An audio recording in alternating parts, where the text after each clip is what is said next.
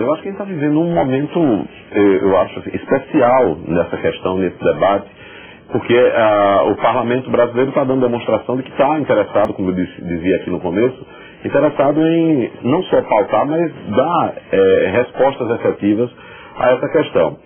Evidentemente que você tratar da questão estadual tem uma conotação mais regional, mais local, né? O tratamento federal ele é mais complexo, tendo em vista que envolve toda a complexidade que é a realidade ambiental brasileira.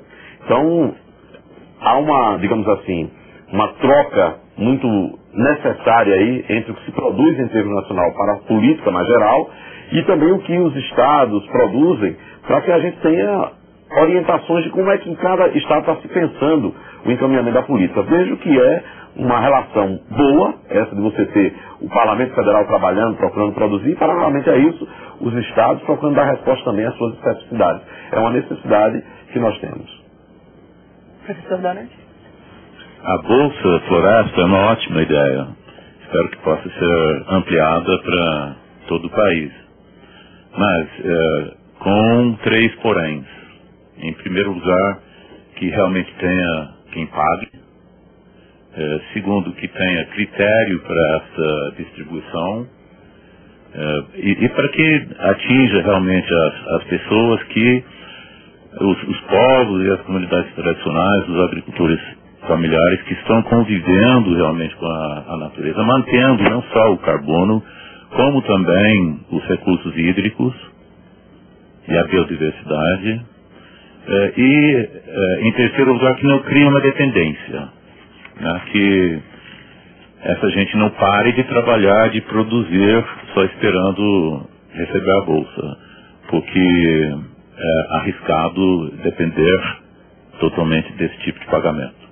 Bom, tentando responder essa pergunta de quem vai pagar essa conta, Paulo, a gente rodou uma reportagem aqui no início do programa, onde se falou sobre o mercado de crédito de carbono. A gente tem notícias, o Banco Mundial, né, tem dados do Banco Mundial, que em 2006 já circulou, o mercado de carbono movimentou mais de 10 bilhões de reais, só no ano de 2006. O Brasil já está recebendo parte dessa fatia, já está participando desse mercado efetivamente?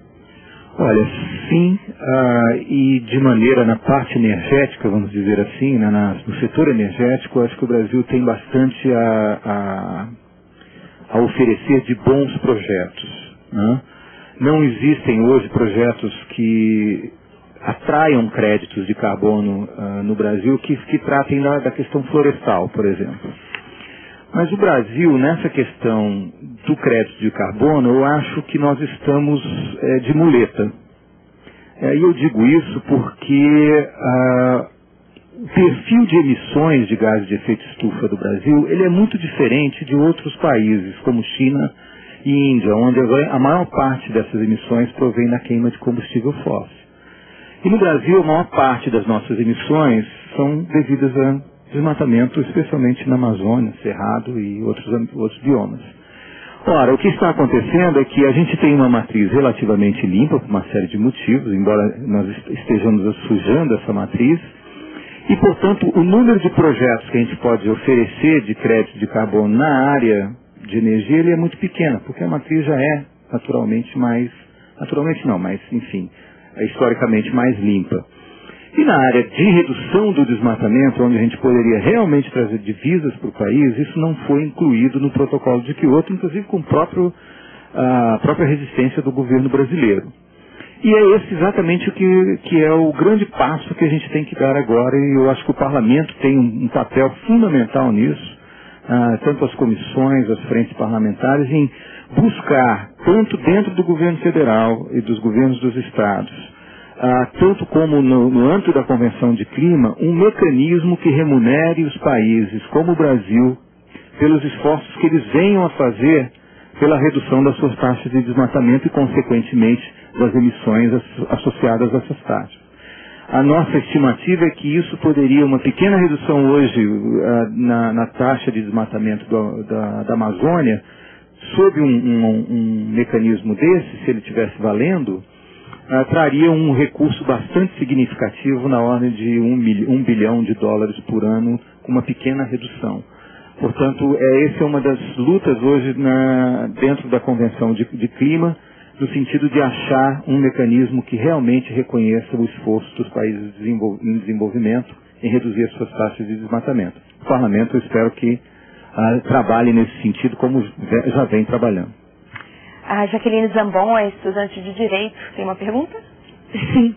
Gostaria de perguntar ao professor Donald, como que o senhor vê esse período após a assinatura do Brasil no protocolo de Kyoto?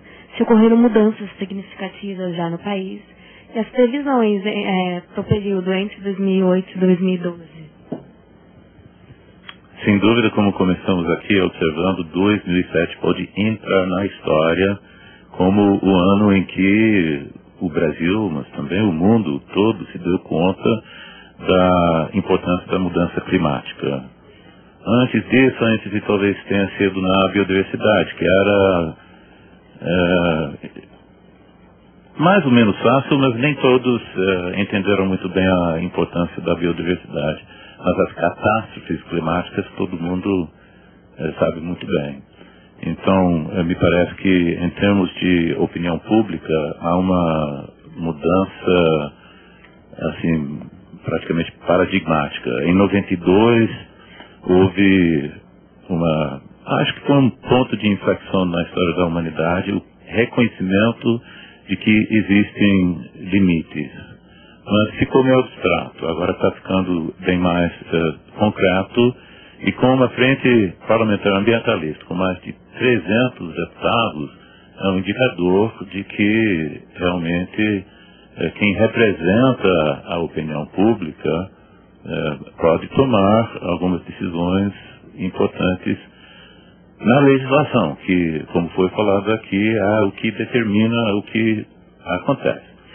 É uma interação constante com a opinião da sociedade, mas as leis não são internas, são feitas pelos homens e pelas mulheres. Bom, e quem faz essa intermediação é a mídia, né? A Lúcia Almeida, jornalista do Ministério do Meio Ambiente. Você acha que a nossa mídia faz o dever de casa, está comprometida também com essa discussão? Olha, eu acho que, como o Donald acabou de falar, sem dúvida, né, 2007 marca, né, a questão ambiental chegou às manchetes, chegou à opinião pública, né? Agora, eu acho que, sim, ainda a informação ainda é tratada de uma forma, digamos assim, um tanto superficial, até sensacionalista por alguns, até catastrófica em alguns momentos. A gente tem bastante informação, mas a gente corre o risco de, como todo tema, cair também na banalização, né? Então, eu acho que nesse momento, os meios de comunicação têm um papel importantíssimo, né, no sentido de sensibilização da sociedade. Eu acho que a gente tem na TV a cabo, TVs como a TV Câmara, as TVs públicas, né, fazem um papel muito interessante, mas a TV comercial, por exemplo, ainda está bem distante, né?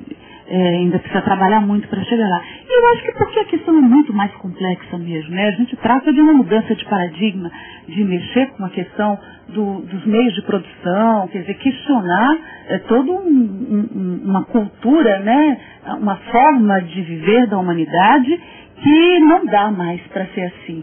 Então, é muito complicado para os meios de comunicação tratarem essa questão. Mas eu acho que é extremamente necessário. Então, lá no Ministério do Meio Ambiente, no Departamento de Educação Ambiental, nós trabalhamos com uma coisa que a gente acha que é extremamente necessária, que é o casamento da comunicação com a educação. Mais do que nunca, os meios de comunicação têm um papel educativo. E a minha pergunta, eu queria passar para os deputados, que é exatamente como que vocês acham que deve se dar, quer dizer, que deve ser esse papel, né? O que pode ser feito para que os meios de comunicação assumam realmente um papel educativo na sociedade? Que mecanismos, enfim, até em termos de legislação, né? Tem toda uma política que está sendo discutida aí, porque a gente sabe que se não houver mecanismos, a coisa vai ficar, né, da forma como está. E como que vocês veem esse papel educativo dos meios?